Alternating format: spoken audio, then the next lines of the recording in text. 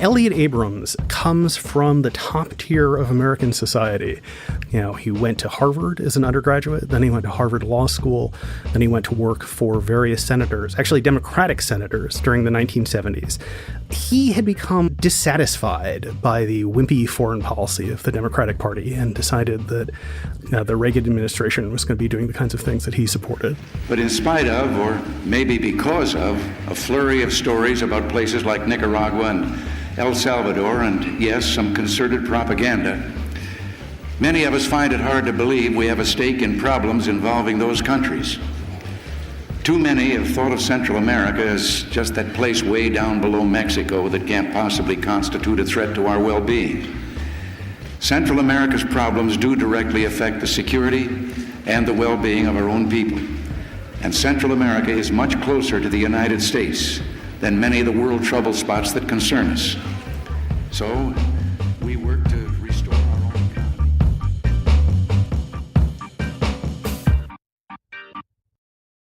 Elliott Abrams joined the Reagan administration in 1981, and he was named Assistant Secretary of State for Human Rights and Humanitarian Affairs, one day after the El Mozote massacre in El Salvador.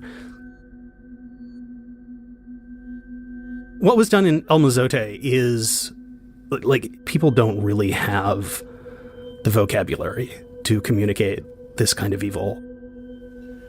In front of one hovel lay a blue knit infant's bonnet near a plastic baby bottle. Inside, among the ruins, skeletons of 2 bodies were discernible, along with the jumble of bones from an undetermined number of others, possibly members of the same family or maybe just friends. Inside, 5 skulls were strewn among the smashed tiles. At the edge of a cornfield, under the green leaves of the banana trees, was a pile of 14 bodies, infants and men and women in their teens and early 20s. Horrified disbelief was reflected in their wide eyes and gaping mouths. In the heap was a child, perhaps 5 years old. There was a months-old infant wrapped securely around the buttocks in a clean cotton bath towel, as if he or she were being carried, perhaps by the face-down woman in plastic sandals. The earth was littered with spent M16 automatic rifle cartridges. The victims were members of an evangelical group and had gathered in a house for protection. The house was shambles.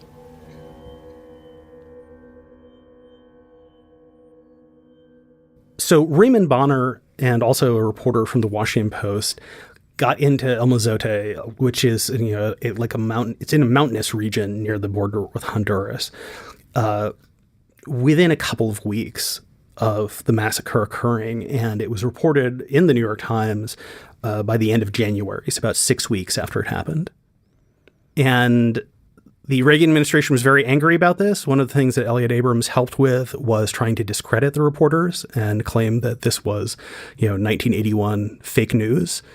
They went to the editors of the New York Times and complained about him. He's sympathetic to the Salvadoran guerrillas. Maybe he's actually on their side. Possibly he's a communist. And they did that very successfully and pretty much destroyed Raymond Bonner's career for a period of time. And of course, in retrospect, everything Bonner reported was accurate and everything that the Reagan administration said was a lie. Up in the mountains at El Mozote, archaeologists are digging up the bones of 1,000 peasants massacred by the armed forces. This massacre happened 12 years ago at the start of the civil war between the army and FMLN guerrillas.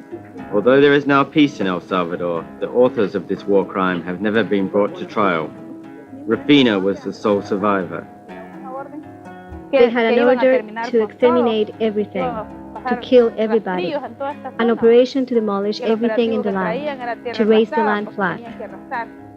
Her testimony, reported by the world's media, was scorned by the governments of both El Salvador and the United States. With the bones dug up, the United Nations Truth Commission now hopes to bring justice in El Mozote and other war crimes, threatening over 10 years of military impunity and power.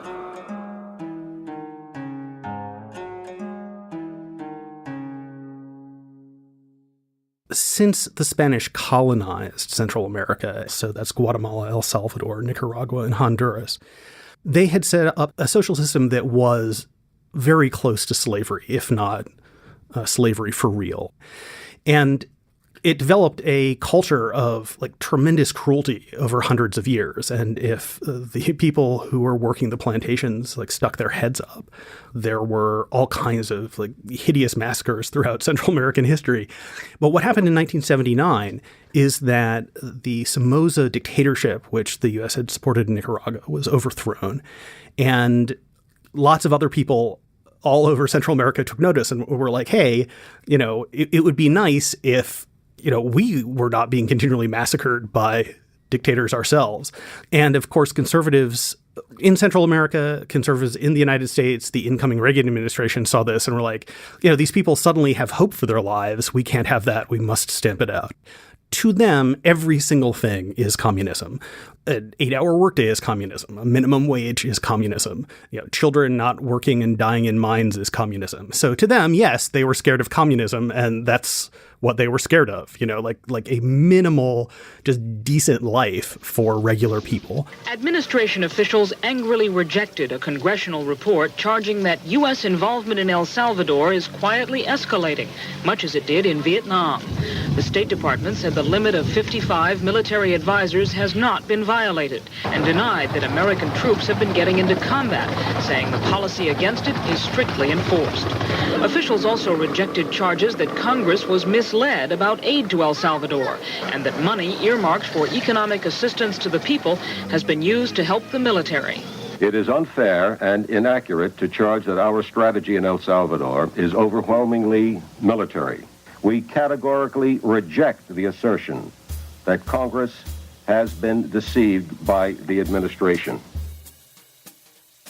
In the early 80s, the same period of time when Abrams was helping cover up what the Salvadoran military was doing with our assistance and training, Efrain Rios Montt was the strongman dictator of Guatemala. And he was later found guilty by a Guatemalan court of committing genocide.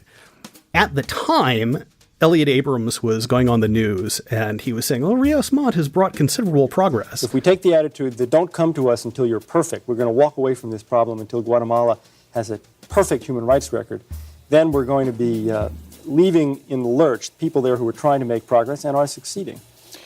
Do you firmly believe that the key person who's trying to make progress is President Rios Montt? Yes, because the government policies really changed after he came in March of last year. And he is, I think it's fair now to say, practicing what he preaches. There has been a tremendous change, especially in the attitude of the government towards the Indian population, which used to be seen as an enemy and is now seen as a citizen. Toward the Indian population, meaning the people who he was attempting to exterminate. As with El Salvador, with Guatemala, he was also the point man to tell the lies that needed to be told. The fact that conditions there are terrible, which we all know, doesn't qualify you for asylum, or the whole world would be coming here. I think that we don't qualify for asylum only because the repression and the massacres that are being carried on in El Salvador are supported by the U.S. government. Well, we don't support repression and we don't support massacres. If the State Department or the immigration services of the United States would provide asylum for the refugees, they would be contradicting themselves, because that would mean that they don't have to send arms so that the repression keep on. We provide asylum to people from dozens and dozens.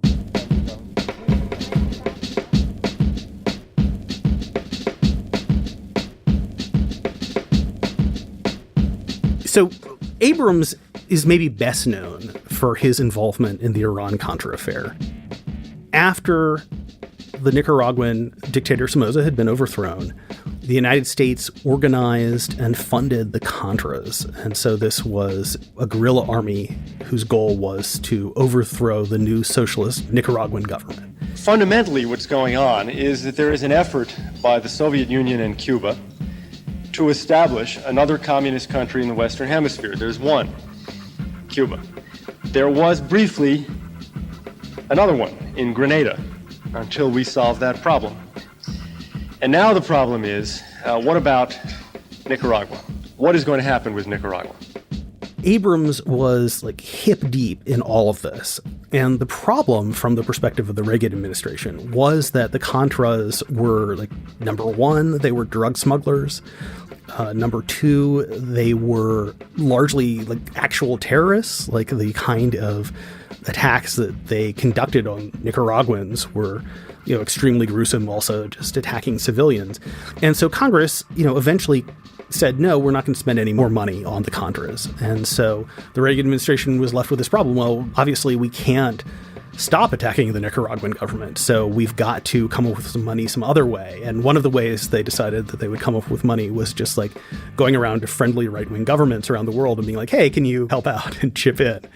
Basically, the next president confronts a choice between permitting a new Cuba to develop or acting forcefully to prevent it. The purpose of President Reagan's policy of supporting the freedom fighters is to make sure that we don't have to confront that choice. We can protect our national security and keep the Soviets from getting a new colony consolidated in Central America just by helping those Nicaraguans who want to fight for their own country. And if we abandon them, then it's very clear that there's only one other force that stands between the Soviets and taking that colony, and that's us. So one of the ways we tried to get the money was the Iran part, where we were going to sell arms to Iran and take the proceeds from the sales and give it to the Contras. But another plan was to go to people like the Sultan of Brunei, one of the richest human beings on earth. And Abrams, acting under the codename Kenilworth, went to London and set up a deal with the Sultan of Brunei where he would give the United States $10 million that we would pass along to the Contras. So they have this super secret special plan. Everything is ready to go. Elliott Abrams says, here's the Swiss bank account number that you should wire this money to. And the number that he gave the Sultan of Brunei was off by one digit. So the $10 million went accidentally to one random lucky recipient. And the ambassador cabled back, and that is Exhibit 20, stating that he had met with an official of the government of Brunei, conveyed that message, and had found the official visibly shaken when he was told that the money still had not been received, correct? Yes.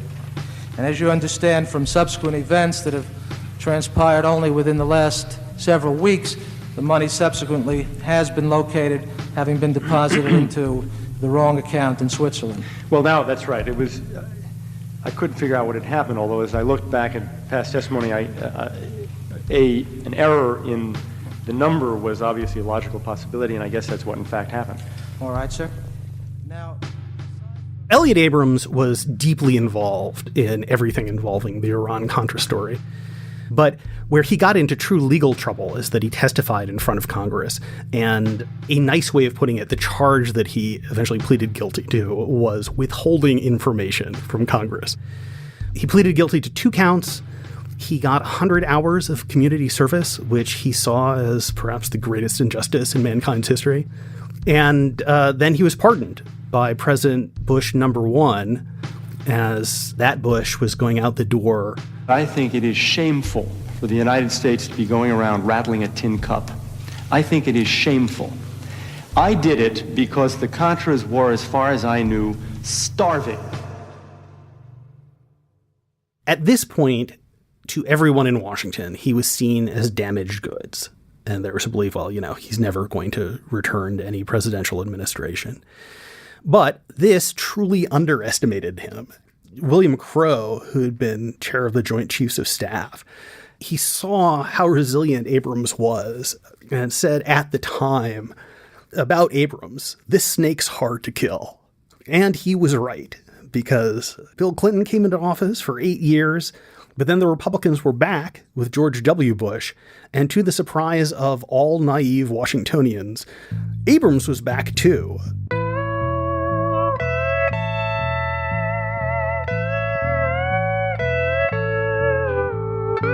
Bush hired him not for Assistant Secretary of State position where he would need congressional approval, but rather on the National Security Council, where the president can just appoint them. Like this is true of John Bolton, too, who would have trouble getting congressional approval for any position that required it. Again, in positions where his title said that he was going to be promoting democracy and human rights.